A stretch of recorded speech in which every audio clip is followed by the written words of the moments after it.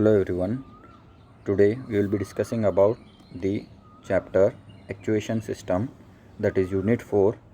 This chapter I have divided into two parts. That is, today we will be discussing about the part 1 in this unit 4, that is from mechatronics.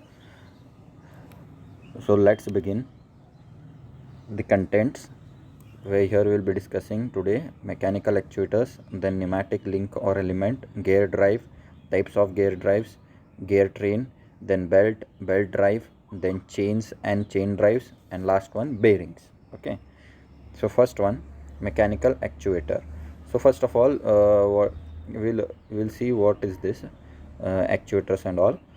So here, the in most of the mechatronic system, motion or chain action of some sort will be involved. Okay, so it is created by, how it will be created? It will be created by force or torque.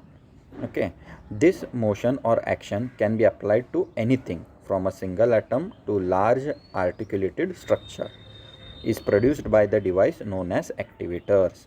So using the actuators, will be producing this what motion. Okay, so actuators produce physical change such as linear and angular displacement. They also modulate the rate and power associated with these changes. So here we will be discussing about the mechanical actuators, electrical actuators, hydraulic actuators, and pneumatic actuators.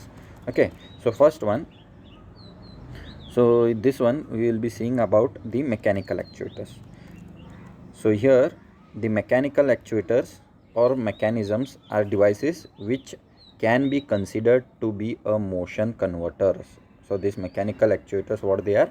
They are nothing but they are motion converters, that they transform motion from one form to another. Okay, for example, they might transform linear motion into rotational motion, or motion in one direction into motion in another direction. Okay, so like this it will be. So here examples are cams and linkages can be used to obtain motions which are prescribed to vary in particular manner. Then next, parallel shaft gears might be used to reduce a shaft speed. Okay, then rack and pinion can be used to convert rotational motion to a linear motion. And last one, a toothed belt or chain drive might be used to transform rotary motion.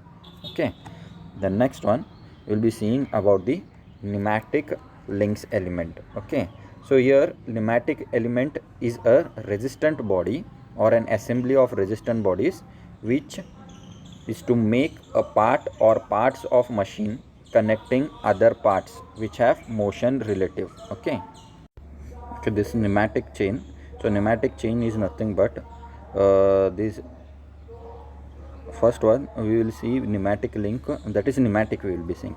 So pneumatic element is nothing but a resistant body. Resistant body means what? They will not change their shape. Okay, while in motion. Okay, those are called as pneumatic elements. These are resistant body, means they will not change their shape. Okay, so in that first one, types are rigid link, a link which does not undergo any deformation, means there is no change in their shape and all, while transmitting motion is called rigid link.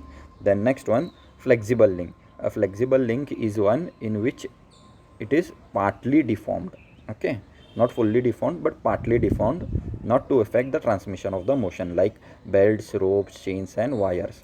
The next one, fluid link. A fluid link is the one which is formed by having a fluid. Okay, means liquid is receptible and motion is transmitted through the fluid by pressure or compression only. Example, they are hydraulic pressure, jacks, and brakes. Okay, the next one, pneumatic pair. A pneumatic pair is nothing but it is a joint of two links that permits relative motion. So there will be two links, you can see in the diagram. For example, in that circle there is a square hole is there, square hole. Okay, the next one, next diagram there is a square bar in between, and in next diagram you can see there is a shaft. Okay, with a collar. So like that. Then, so here a pneumatic pair is a joint of two links that permits relative motion. The relative motion between the elements or links that form a pair is required to be completely constrained or successfully constrained. The degree of freedom of the nematic pair is given by the number of independent coordinates required to completely specify the relative motion. Okay, these coordinates are called as variables. Then next one, example, you can see in the diagram the motion of the square bar in a square hole and the motion of the shaft with collars at each end are the examples of completely strained motion. Okay, then you can even see there the motion of a piston and a cylinder in a steam engine. Okay, the next one, pneumatic chain. So here, when a number of links will be connected to each other, you can see the chain of your cycle and all, so that one it is. Okay, when a number of links are connected in space such that the relative follower motion of any point on a link with respect to any other point on other link follows the law of chain, it is called as the pneumatic chain. Okay, then next one, types of pneumatic chains are 4 bar or quadratic cyclic chain, then it is for all 4 turning pairs. The single slide crank chain, 3 turning and 1 sliding pair, then double slider crank chain, 2 turning and 2 sliding pairs. Okay, then next one is what, gear drive. So here you can see a gear drive is a wheel provided with a teeth with mesh and with the teeth on another. So while wheel to a rack so as to give a positive transmission of a motion from one component to another. Okay, so here gears constitute the most commonly used devices for power transmission and changing power speed ratio in power system. They are used for transmitting for the motion and power is desired. Okay, so this a number of devices such as differentials, transmission gearbox and planetary drives, etc. So these will be gear drives. So gearbox and all in your bikes and all, it will be there, no, that one. Okay, the following will be the advantages of it. It will be high efficient, long service life, high reliability, more compact, can operate at high speed, can be used where precise timing is required, then large power can be transmitted, then constant speed ratio, then possibility of being applied for a wide range. Okay, then next one, disadvantages, what it will be, the special equipment and tool are required to manufacture the gears. When one wheel gets damaged, the whole setup is affected. Noisy in operation it will be. Okay, the next one, we will be seeing the types of gears. You can see in the diagram different types of gear. So first one in that diagram, that is spur gear. So spur gear is the simplest type of gear among all types of the gears and easy to manufacture it is. Okay, so it has straight teeth parallel to the axis of the wheel or shaft. It is used to transmit power between parallel shaft. Okay, then next one in the diagram you can see, that is helical gear.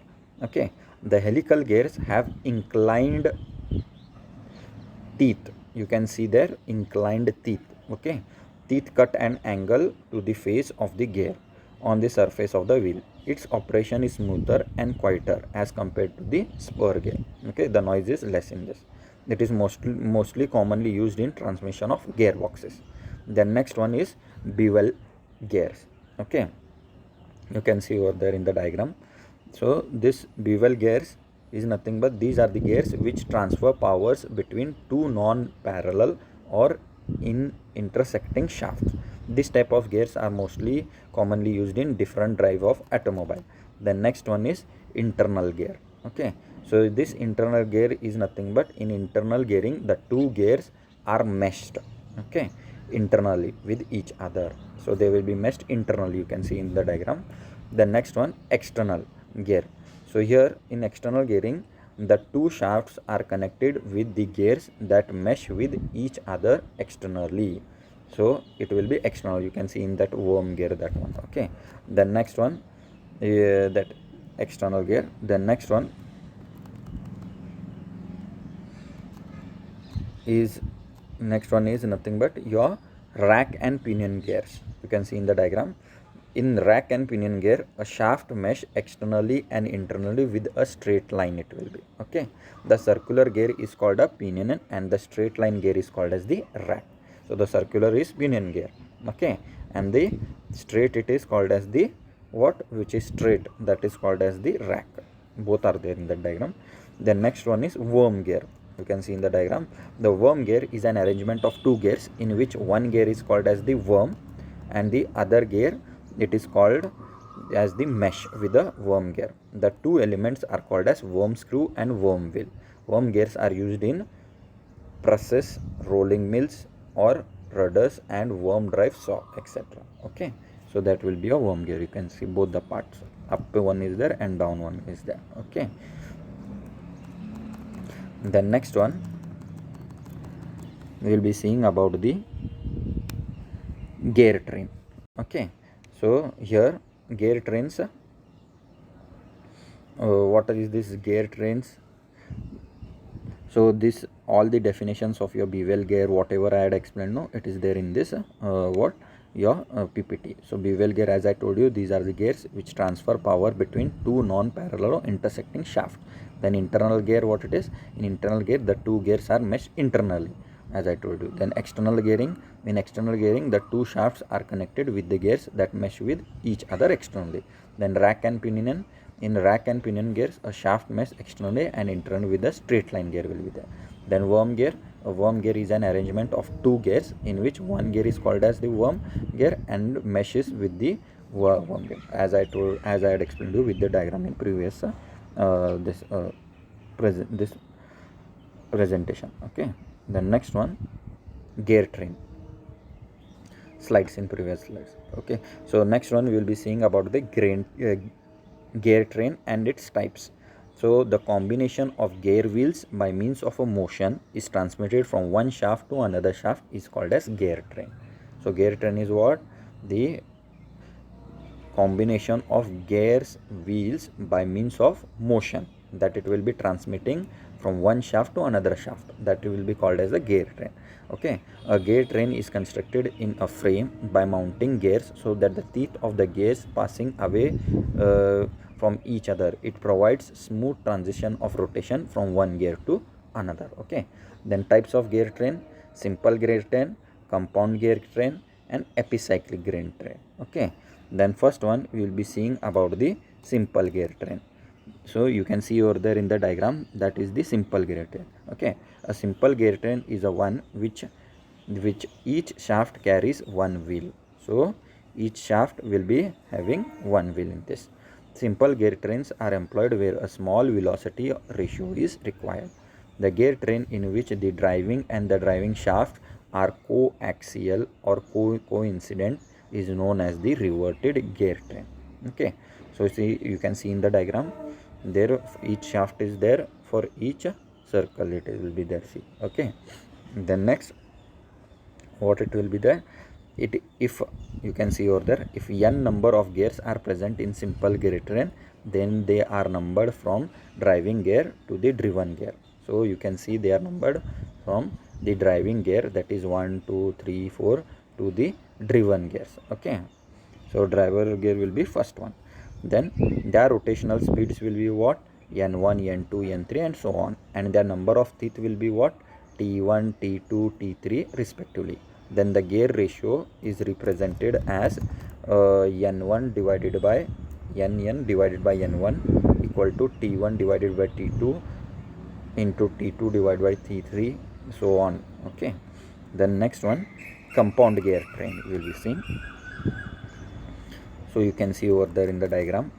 So here in compound gear train, it is outlined as when there is no more than one gear, at least two it will be, is rigidly mounted on the same shaft, then that kind of gear train is termed as compound gear train.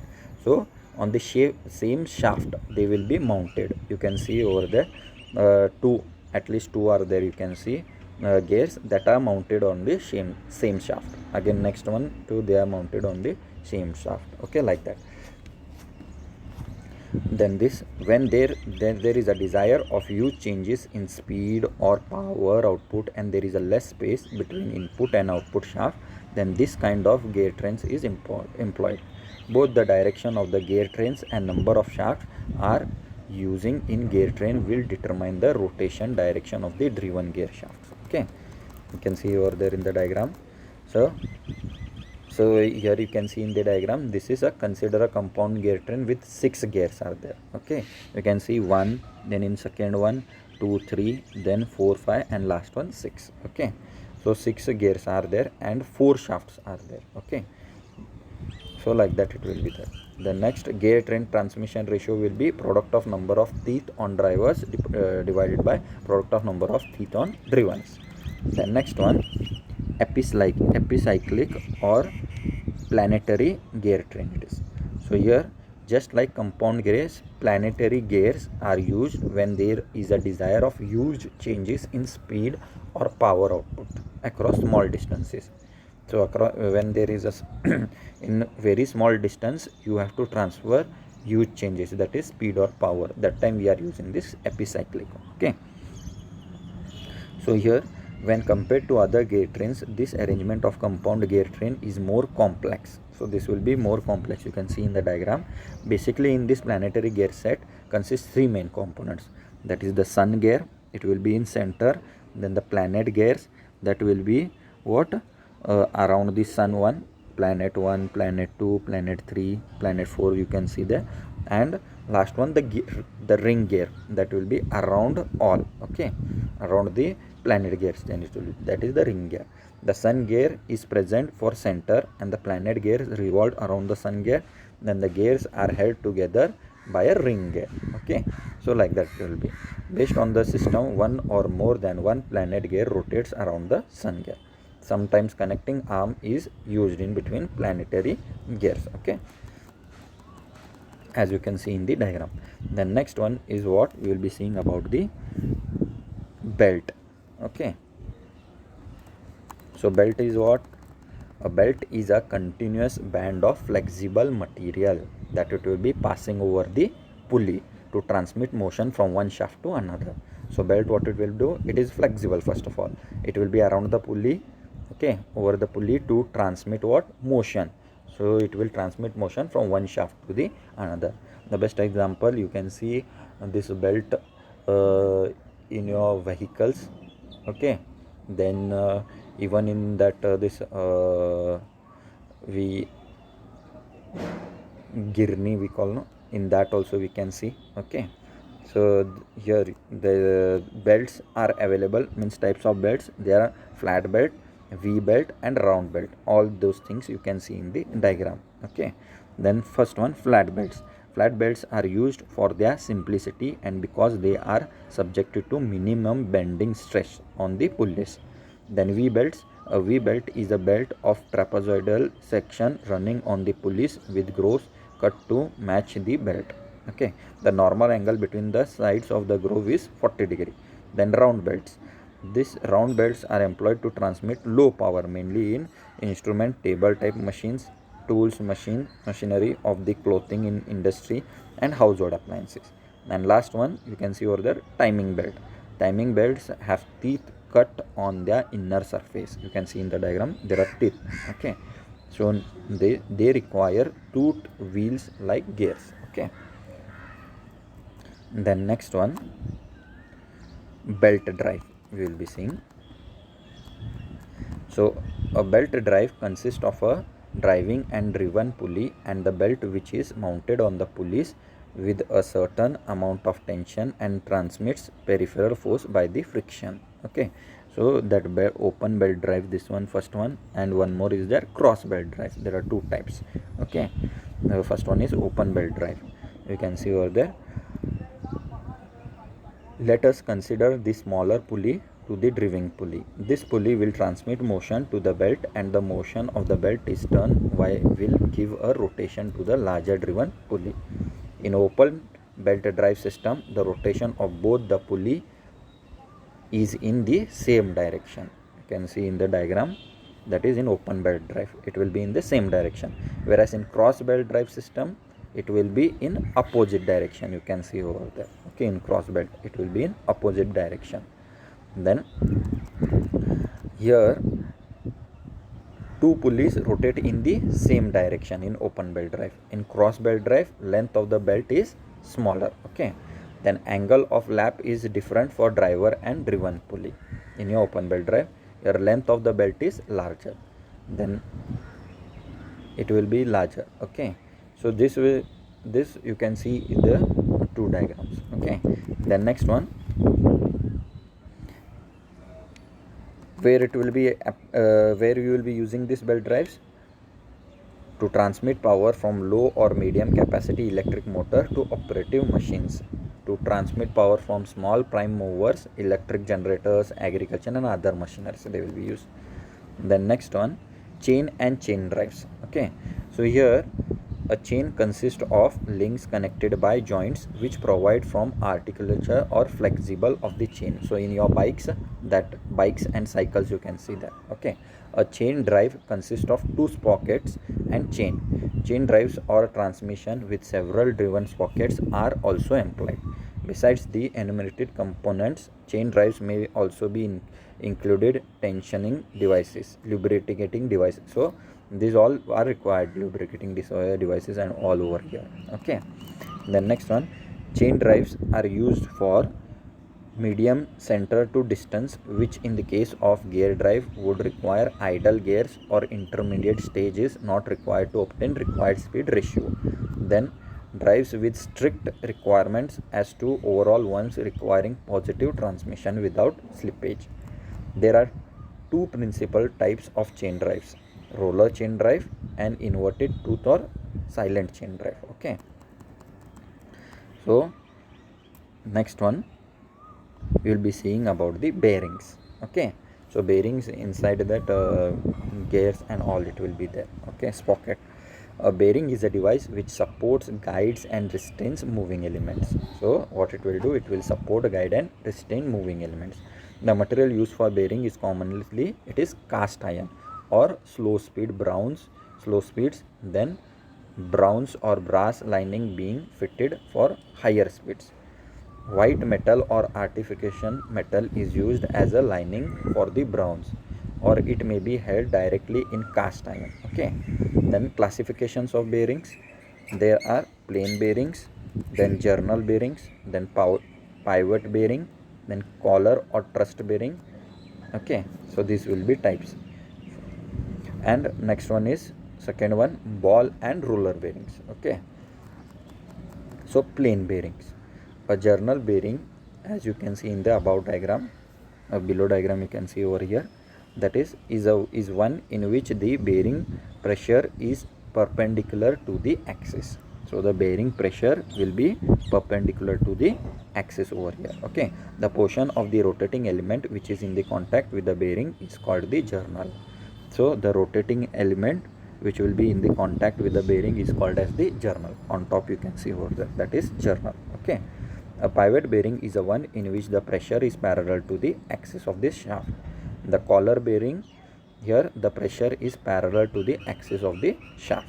Okay, so you can see all the diagrams. So in pivot bearing, what it will be, the pressure is parallel to the axis of the shaft, and in collar bearing the pressure will be parallel to the axis of the shaft. Okay, which is passed on to the extended. And then next one, here plain bearings. Okay, that we have seen already in the diagram explained. Okay, the next one, ball and roller bearings. So here they consist of smooth metal ball as well as roller that moves against a smooth internal and external metal surfaces. Okay, so here ball and roller bearings, they will be consisting of smooth metal balls as well as roller they will be having. Okay, the balls or rollers take the load. So the balls and roller, they will be taking the load of it. Okay, allowing the device to spin. You can see in the diagram over there how it is, that the roller is there here, and here balls also you can see. So they will be taking the pressure, and what they will do, they will allow the device to spin. Okay, like that they will be working. Okay, by this we will be by this we will be completing this part 1. Then part 2 will be I will be explaining you in next class. Thank you.